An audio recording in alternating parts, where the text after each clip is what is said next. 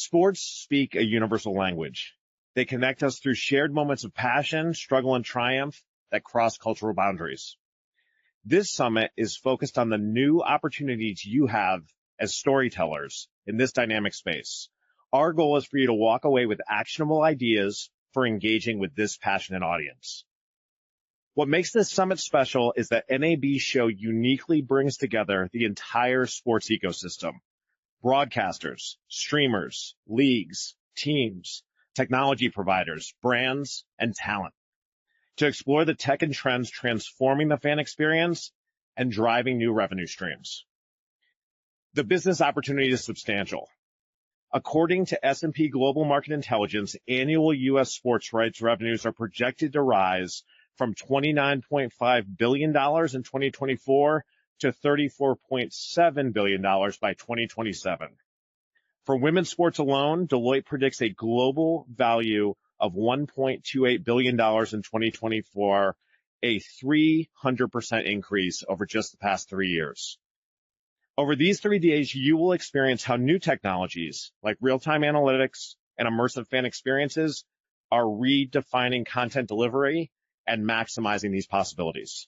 You'll hear from top leaders at major sports organizations and their partners, including the NFL, NASCAR, Women's Tennis Association, FIFA, and the PGA, as we explore the growth of women's sports, evolving rights models, fan engagement strategies, NIL, and storytelling beyond game coverage. There are immersive demonstrations across the show floor, from Microsoft's personalized sports broadcast powered by AI to the interactive AWS F1 simulators, where fans can feel they're in the action. And our Sports Business Hub showcases the latest tools and technology for engagement and monetizing the fan experience. We're grateful to our technology partners for helping showcase innovations that will better enable this engagement: Amazon Web Services, IMAX Streaming and Technology, 12 Labs, Disguise Systems, Alluvio, Globant, Nextologies, Oracle, Wasabi, Global Logic, Magnify, and Program Productions. Let's give them all a round of applause. Across the media landscape, we've all witnessed how sports content creates powerful connections with audiences. For broadcasters, live sports have long been a cornerstone of our programming, creating vital links between communities and their hometown teams. But whether you're delivering content through broadcasting, streaming, or emerging technologies, we are all working to create meaningful experiences that resonate with our fans. Thank you all for being here today. Your participation makes this summit a vibrant hub for innovation and collaboration across sports media. I hope these next 3 days inspire you and provide you with the connections and insights you need to take back to your organizations and maximize these possibilities. Now I'm pleased to welcome our next speaker. He's the chair of NAB's radio board. Please welcome the president of Westwood One, Colin Jones.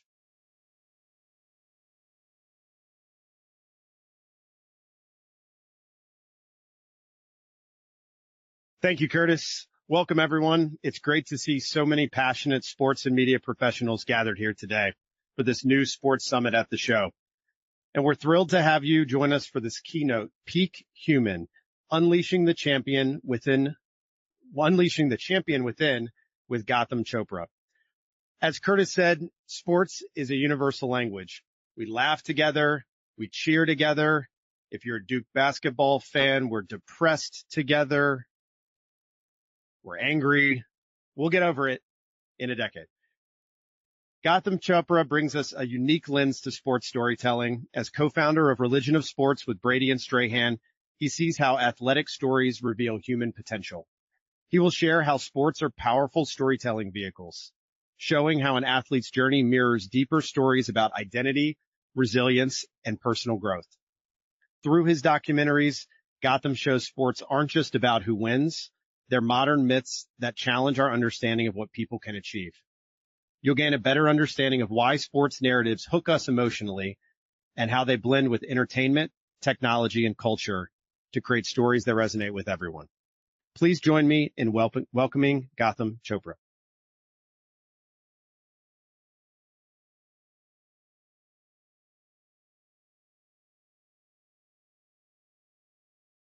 Mic on? Okay, cool. So I don't know, this podium feels very formal, but this feels very informal. So look, I'm glad to be here. Curtis, Colin, thank you so much. Michelle, who brought me here, I would have never got here by myself. So I'm excited to be here. I'm a little intimidated to be here, to be honest. I've been thinking about like what I want to talk about. That introduction, pretty high bar. But I've been thinking about for the last few days what I want to talk about. I've been getting tons of Google alerts on myself about what I'm supposed to be talking about. And, this whole conference is about, what is it? The future of content and the future of entertainment. And holy shit, if I could give you the keys to that, I would.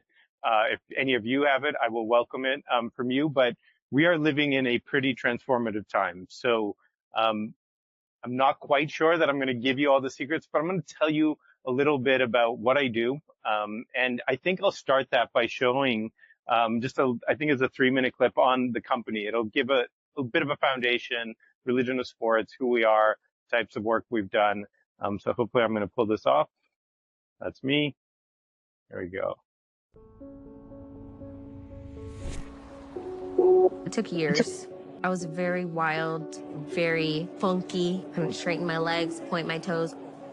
I was just a kid from Compton. My whole game was hitting lobs and drop shots, dreaming of getting to a grand slam.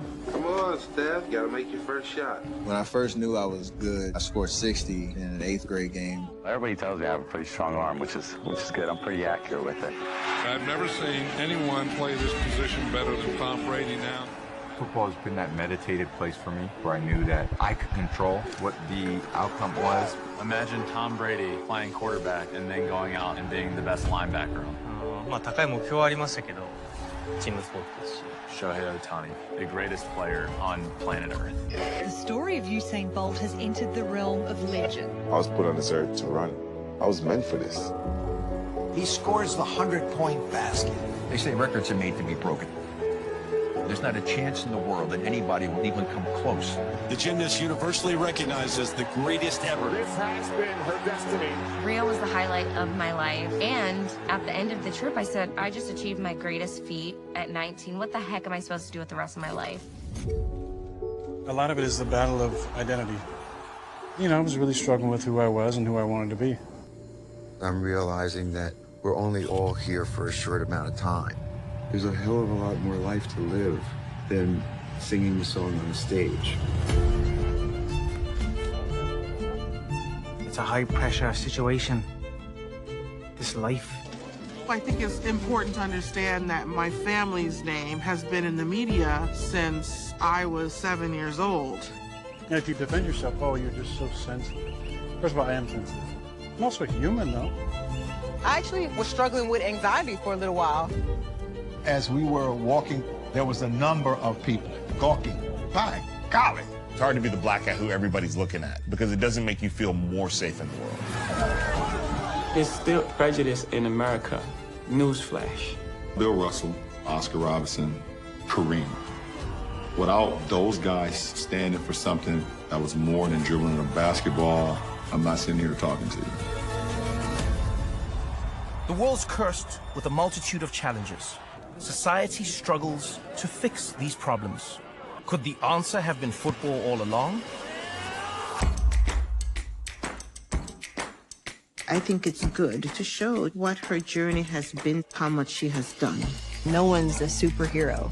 Greatness isn't perfection. Greatness is the ability to have grit and overcome, no matter what. You need to see that there is beauty in the struggle. There is beauty in the trial that you're going through. We all can be masters at our craft, but you have to make a choice. I didn't need to blend in. I needed to be different because I was different. We're not at the end yet.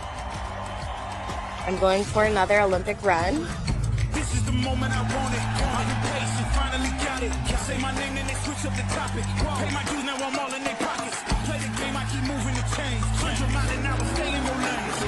I never dreamed I would win all those numbers. That's why the legacy matters. I get to write my own ending. They cannot say who's the greatest without you saying my name.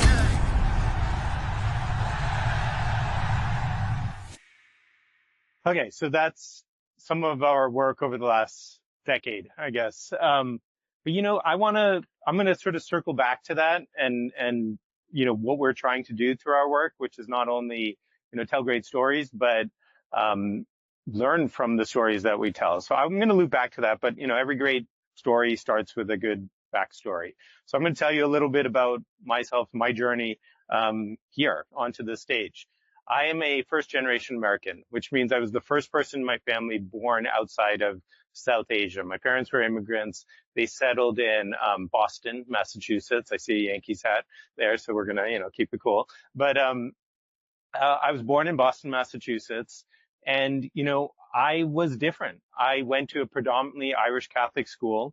I didn't have a lot in common with the guys I went to an all boys Irish Catholic school. I didn't have a lot in common with a lot of the kids I went to school with. What I did have in common was sports. You do not grow up in a place like Boston, Massachusetts without falling in love with the teams.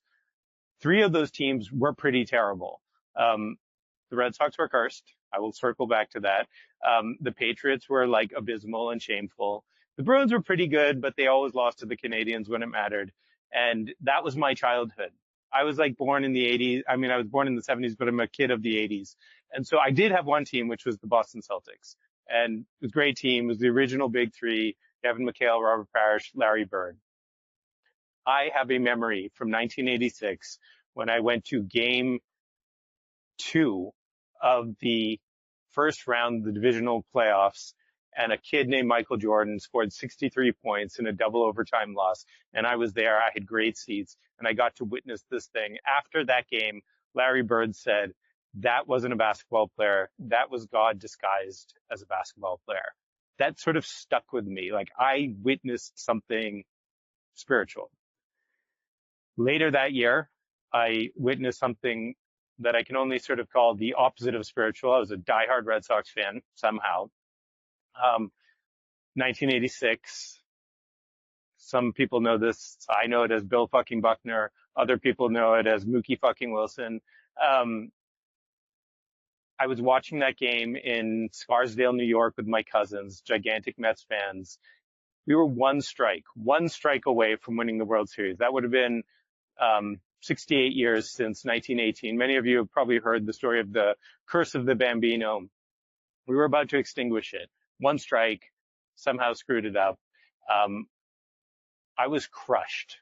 I was only 11 years old, but I thought, like, this is it. It can't get worse than this. My cousins were rubbing it in, but felt so bad for me at a certain point that they started to console me and said, "Listen, you're part of something greater than yourself. You can't control this. You're part of this curse now." That's what it means to be a fan of the Red Sox.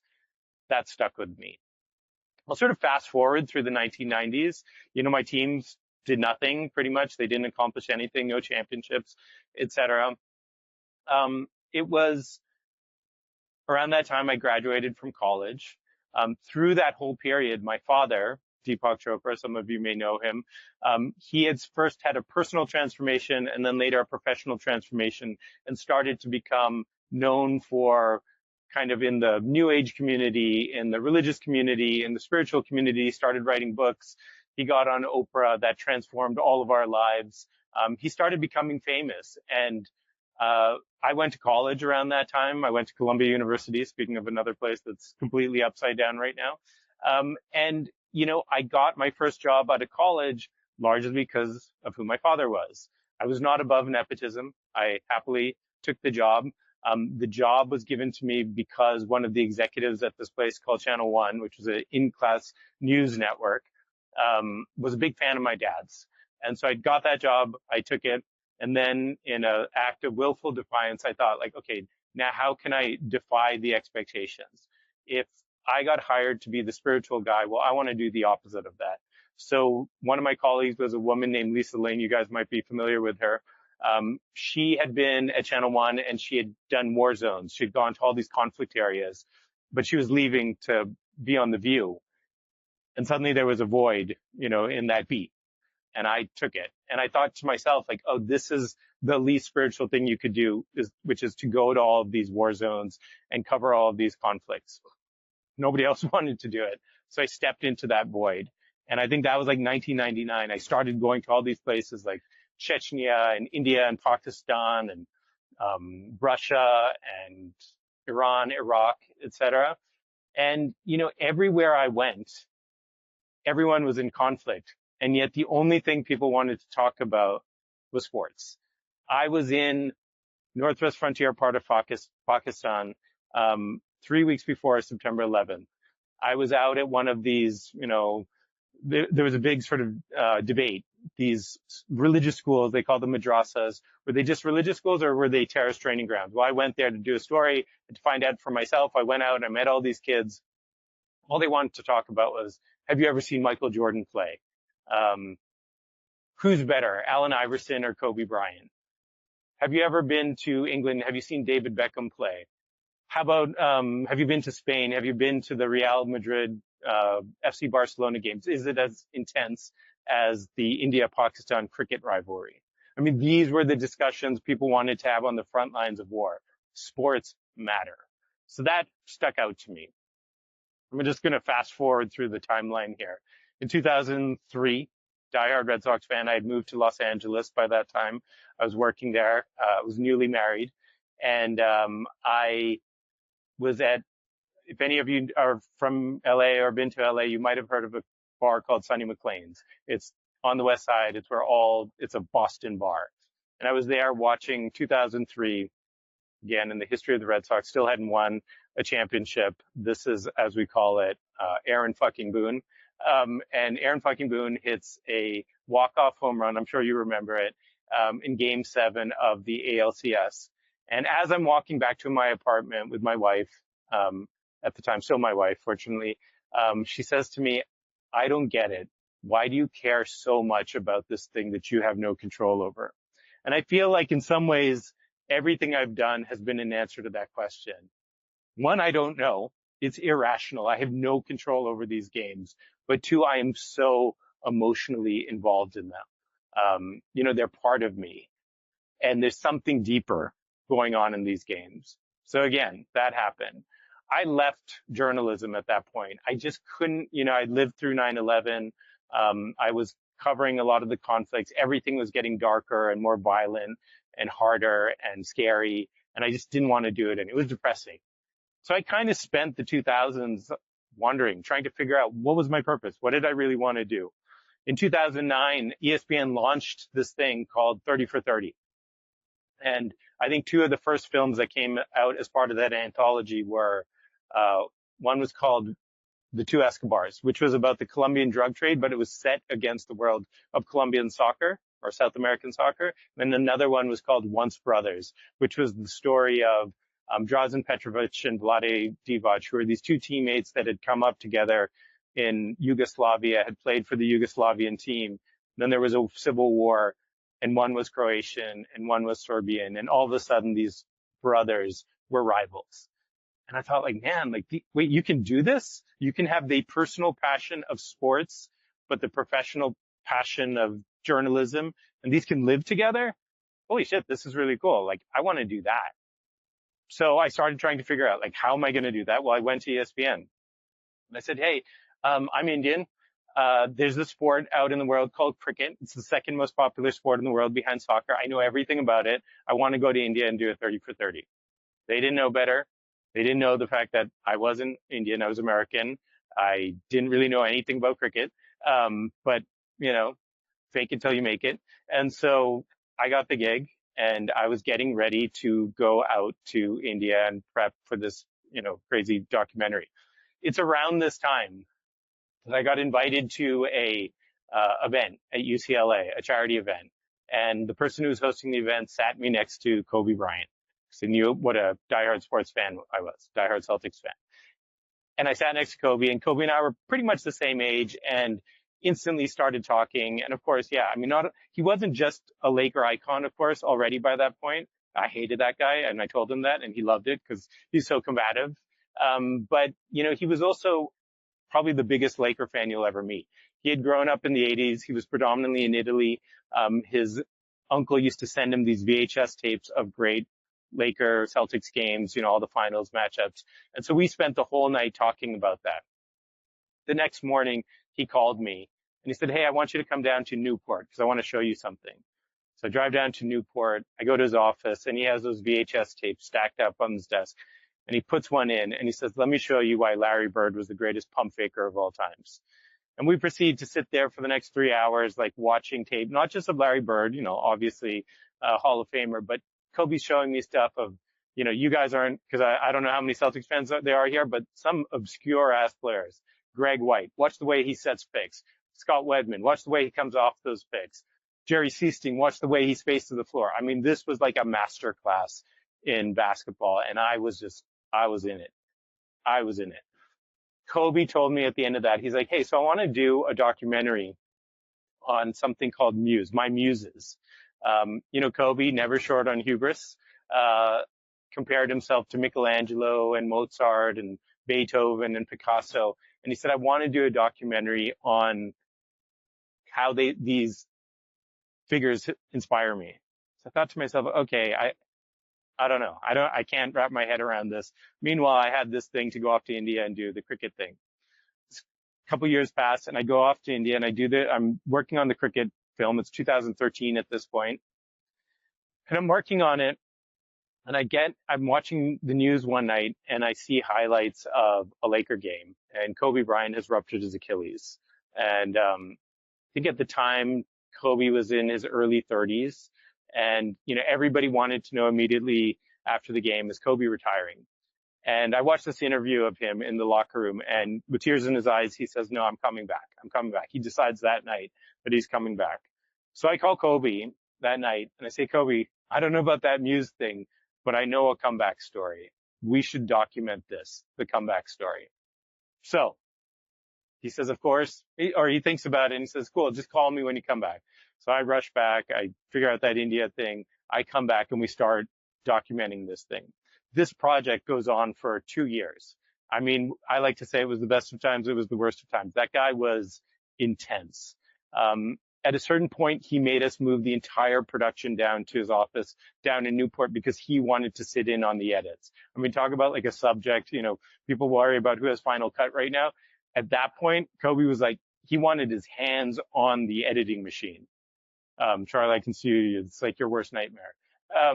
So we're having this brainstorming session one night. Later, we have a small group of like these amazing creators, and we're starting to think about like how we're going to put this project together. And one of the guys says, hey, you know what? Maybe if we started the film black and white, it's all verite. Maybe it's like that movie Black Swan that Darren Aronofsky did. And so we all get really excited. We're a bunch of film nerds, and we're thinking about this. And I turn to Kobe. I'm like, what do you think? And he's like, bro, I haven't seen that movie. So I'm like, oh, it's cool. We start describing it. He's like, no, give me just the night. I'll watch it. I'll come back tomorrow with some opinions.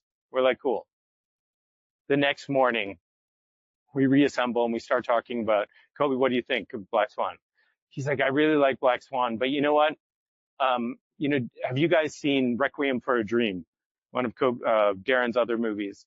And, he also did this movie called The Wrestler. There's the scene in The Wrestler, with a broken down athlete trying to come back in a struggle. And by the way, he did this really obscure movie called The Fountain. Kobe had watched 5 Darren Aronofsky movies in the 12 hours that we had. He was obsessed. This guy was obsessed. Like I said, it was suffocating in some ways. I used to joke with my team. I'm like, one day, guys, we're going to be outside. We're going to get out of Kobe jail, and we're going to get to, go on and get on with our lives. At that time, I had been traveling around with him. I had gone to China with him. I'd gone to Brazil with him. He used to do these Nike tours. And I had seen for myself, I had this idea, the religion of sports. Like, sports is a religion. Wherever you go in the world, sports matter. By the way, there's also the cult of Kobe. And this guy within the religion of sports, there's an obsession with him, a fascination with him. So I had this dream called Religion of Sports, and I was starting to tinker with it. By this time, it was like 2014 or something like that. And one night, just to get my head off of Kobe, I decided to, with one of my collaborators, to put together, what is this idea? What is this idea that we're trying to articulate? and we put together 1 minute sizzle, a sizzle, like, right? Like the thing you put together to try to sell an idea. And we put together one thing, and it's one of the things I'm most proud of. So I'm going to show it's 1 minute.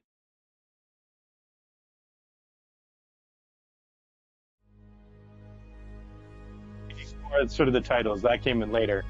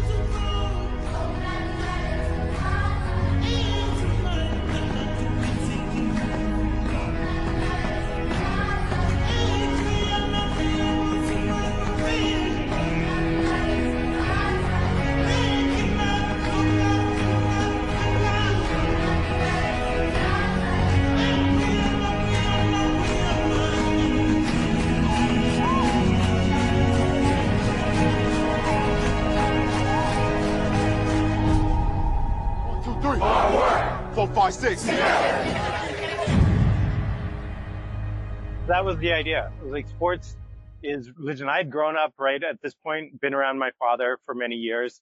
He was now a luminary in the world of spiritual and wisdom traditions. And I used to tell him all the time, I'm like, sports isn't like religion. Sports is a religion.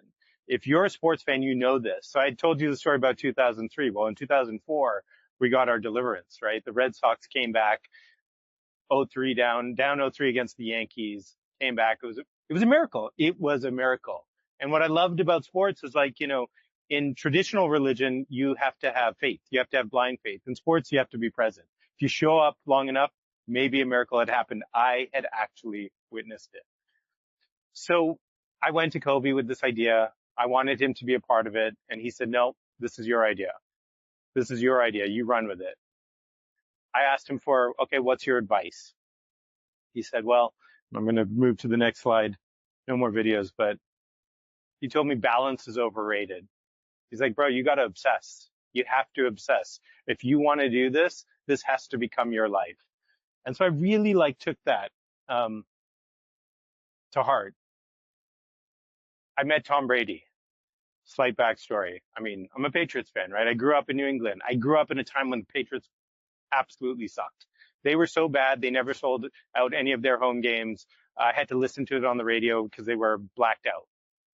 But somehow I stuck around for it. That kind of started to change in the 90s when, you know, Robert Kraft bought the team and hired Bill Parcells, and then Bill Parcells drafted a guy named Drew Bledsoe. Drew Bledsoe was the real deal, had a cannon arm, and legitimized the team. Suddenly we were competitive. Nowhere near the Super Bowl necessarily, but we were competitive. So, you know, in 2001, when Drew went down with a pretty dramatic injury, and some kid that none of us had ever heard about named Tom Brady stepped into it. I was like, I don't know, 199th pick, sixth round pick. Like, who is this guy? When is Drew getting back? Of course, Tom led that team, you know, was successful. By the time the playoffs came around, he marched them through the playoffs, but he got hurt right before the Super Bowl. I was a Drew Bledsoe guy. I wanted Drew to start that game, but Tom started, Tom delivered, won the 2002 Super Bowl, then won 2 subsequent Super Bowls. So look, over time, you know, he won 3 Super Bowls.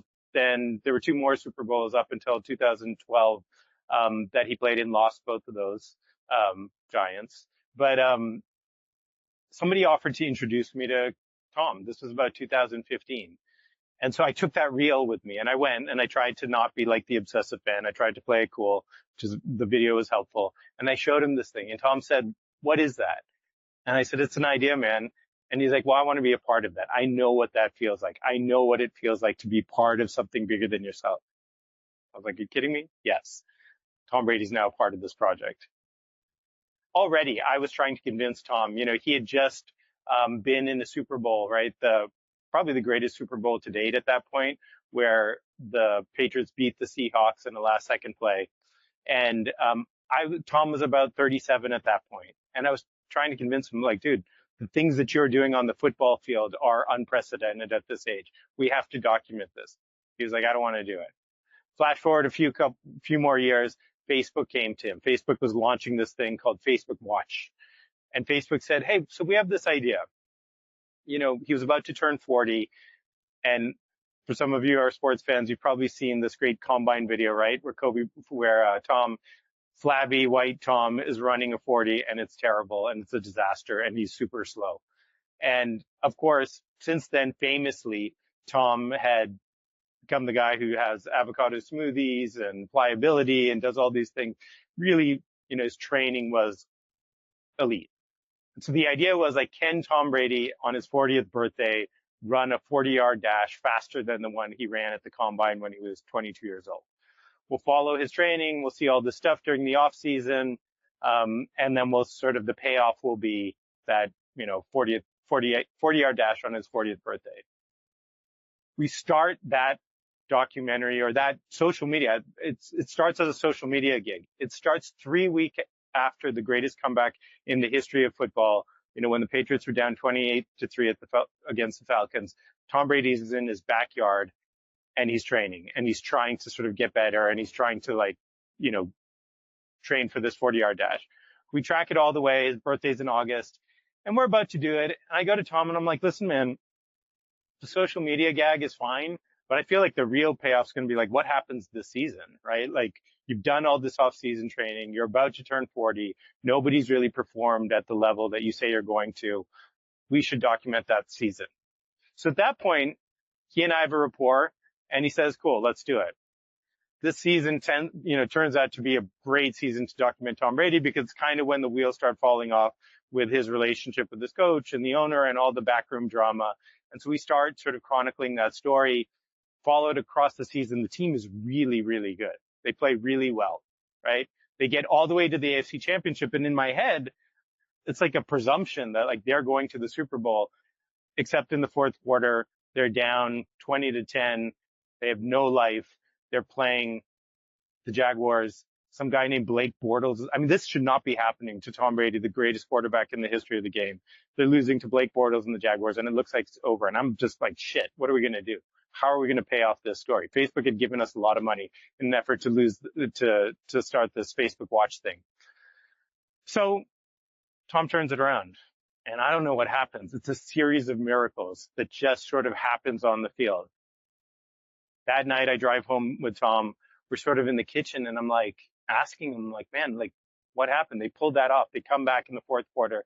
They win that game. By the way, Robert Gronkowski, like the best tight end in the history of football, his greatest receiver, had gone down, and somehow Tom sort of leads the team to victory. And I said, what happened? And he just looks at me and he says, the team. He's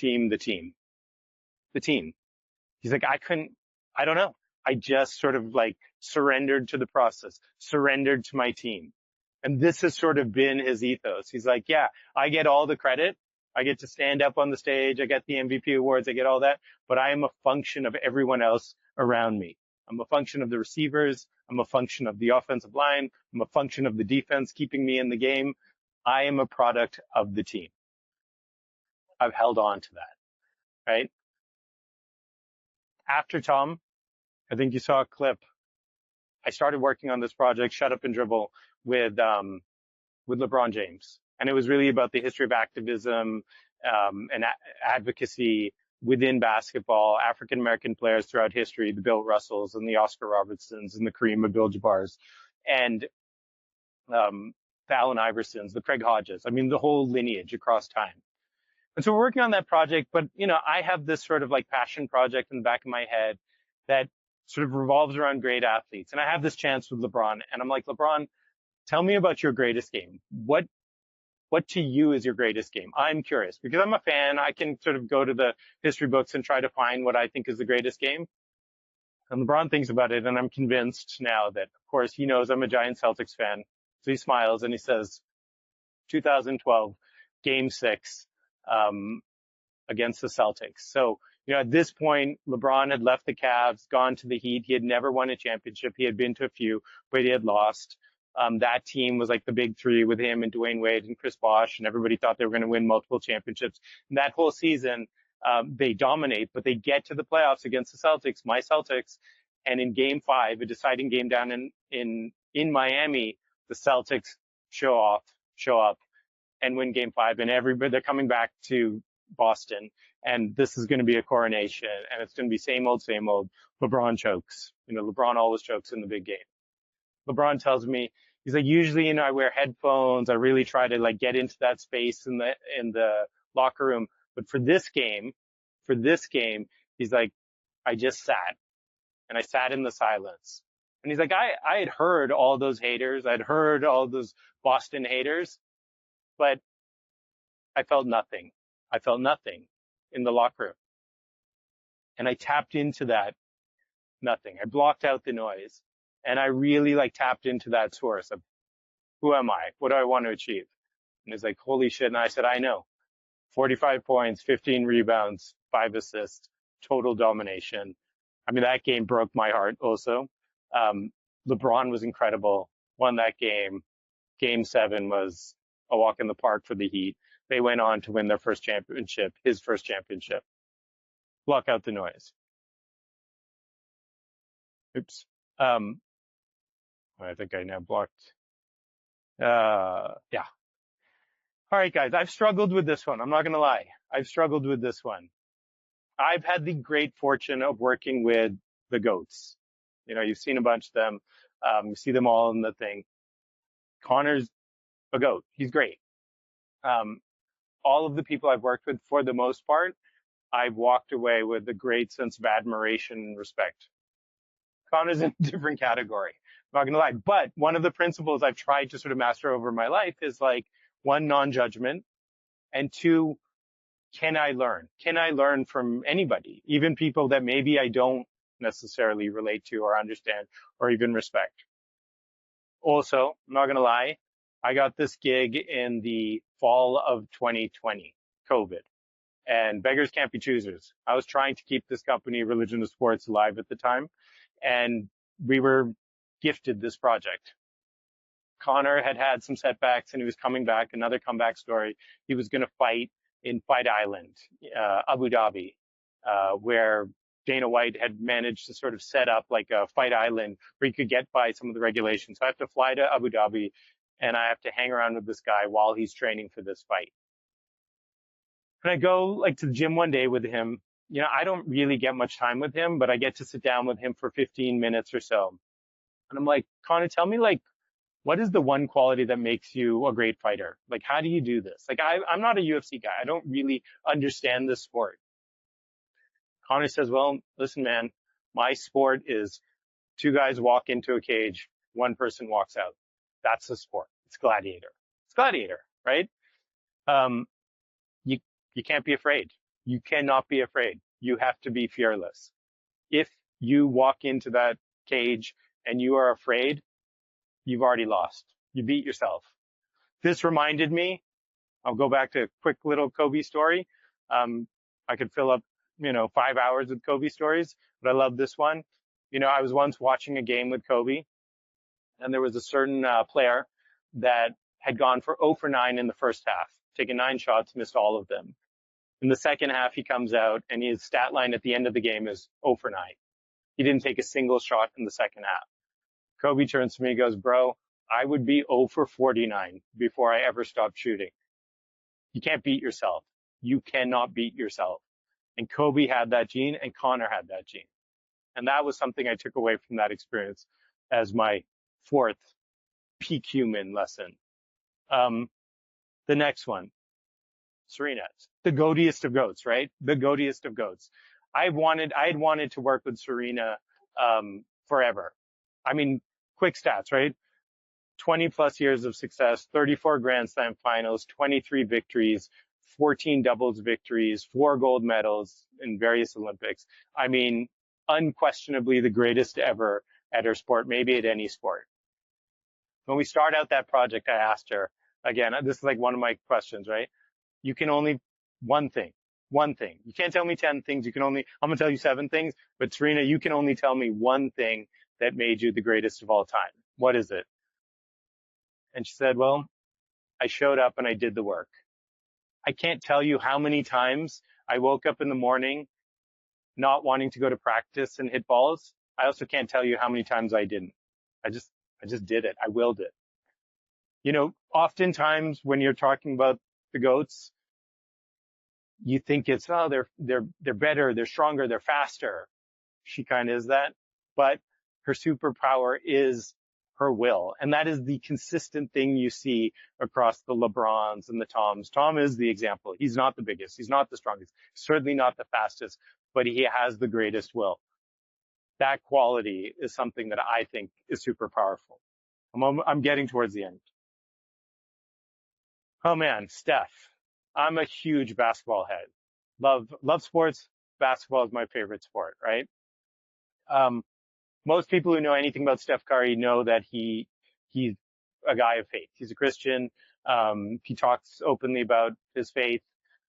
He'll tell you he has faith in God. I will tell you he has faith in himself, right?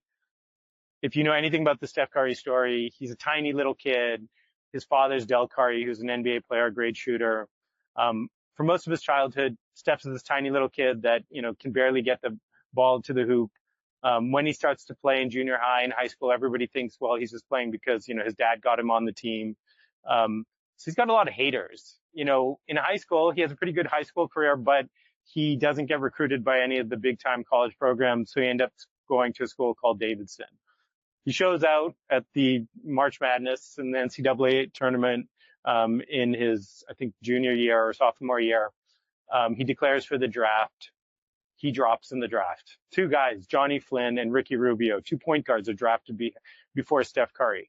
I mean, his whole life is up to that point is like, you're not good enough. You're not good enough. His rookie year, he suffers all of these ankle injuries, and the Warriors, not exactly a successful franchise, the fans are like, man, this guy's taking Monte Ellis's minutes. What's happening? Monte Ellis is their star player. The team has faith and the owners have faith in Steph Curry. They trade Monte Ellis. Eventually, Steph sticks with this process. He has faith in himself. He keeps on going. Of course, he goes on to win multiple championships. He is the greatest shooter in the history of the game. There's a project I'm working on, hasn't been publicly announced. I was just with him a couple weeks ago. We'll announce it in the next few weeks. But I was with him when he sunk his 4,000th three-pointer, right? This is by far the record. He's resetting the record every game for the most three-pointers in the history of the game. He's now well beyond 4,000, but I was there for the game when he hits 4,000. After the game, right? He goes into the suite. He celebrates with his family. They're all there. They're doing shots. After that, he goes into the locker room. All of his teammates are there. They pour some champagne. They're all celebrating. They get that out of the way. They start working on their post-game workout, right? They work out after every game. They actually do like a full lift. After about 10 minutes, a bunch of the guys sort of fade out. After about 25 minutes, more guys fade out. 75 minutes later, this guy's in the gym by himself, working out by himself, lifting weights, doing plyometrics, putting up shots. The greatest shooter in the history of the game is not satisfied. It's about having faith in himself, having faith in his process, getting better. There's more. There's more. I can be better. So I've taken that to heart. The last one, Simone.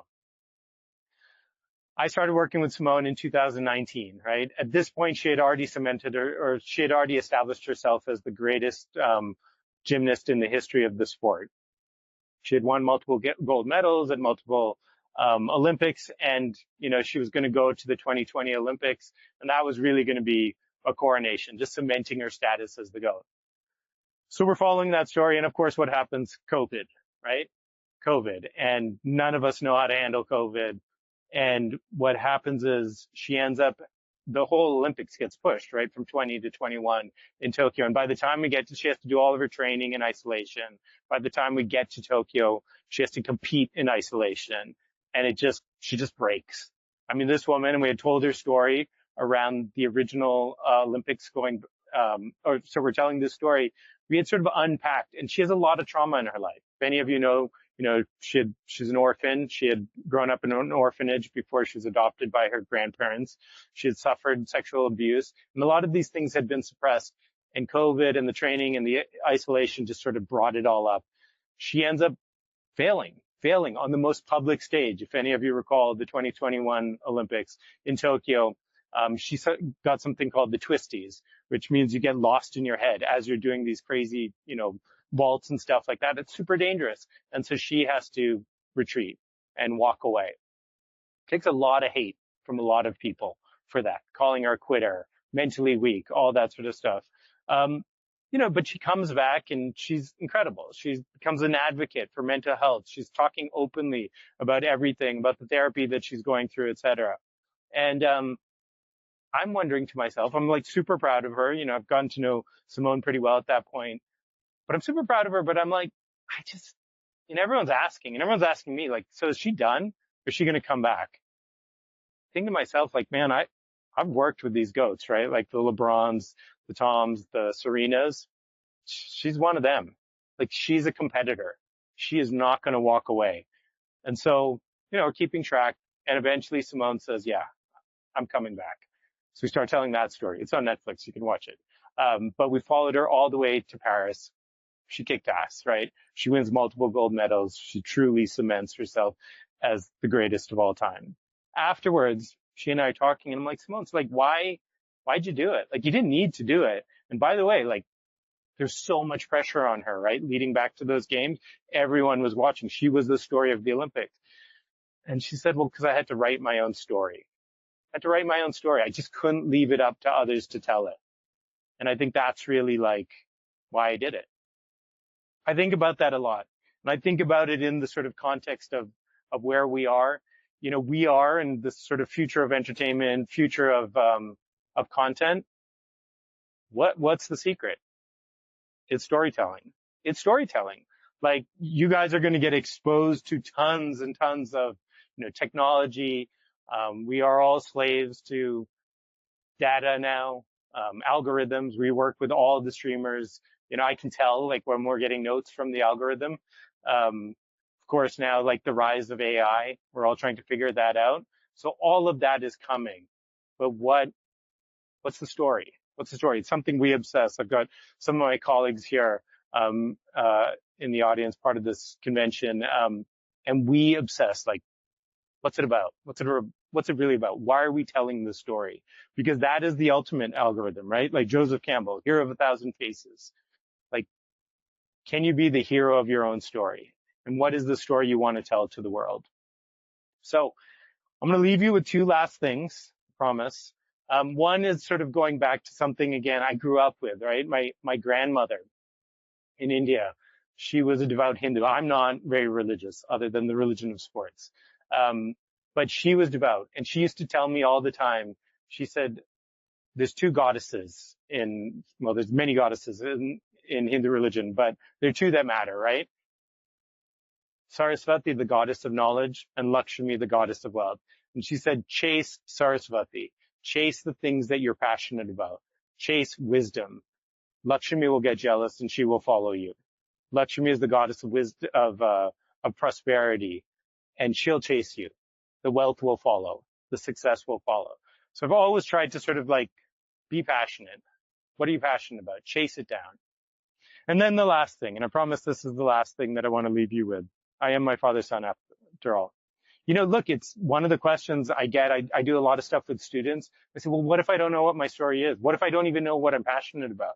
Like, what if I'm still sort of searching? And I said, well, let me take you through an exercise. And I'm going to take you guys through an exercise. It's sort of fascinating to do it in this forum, but we're going to try it anyway in just a few minutes. So my father, right, Deepak Chopra, we were his guinea pigs, my sister and I, our whole childhood, as he started to experiment with all these different spiritual traditions and wisdom traditions and techniques. So you just take us through a guided meditation, which I'm going to do. It'll be just a few quick minutes, I promise. I'm going to ask you guys, close your eyes. Close your eyes. Breathe in through your nose and out through your mouth. Long breaths, in through your nose, out through your mouth. You're going to need this, by the way, over the next couple of days. I know you guys didn't come to Vegas to meditate, but trust me, it's going to pay off. In through your nose, out through your nose, out through your mouth. Now I'm going to ask a question. I'm going to ask a series of questions, and just repeat the question to yourself. You don't have to say it out loud. Just repeat the question to yourself. Who am I? Who am I? You don't have to answer the question. You don't have to answer. Just be the question. Be the question. Who am I? Why am I here? Why am I here? In through the nose, out through the mouth. What is my purpose? What is my purpose? Don't have to answer. Just be the question. And the last one is, how can I be of service? How can I be of service? In through the nose, out through the mouth. You can open your eyes. Look, it is a crazy time. It is a crazy time in this industry. It is a crazy time in the world. It is a crazy time in the stock market, for sure. Everything is upside down. I don't know. I don't know what the future of this industry is. There's a lot of smart people you're going to interact. But I think if you can be those questions, I guarantee you'll have success. Thanks.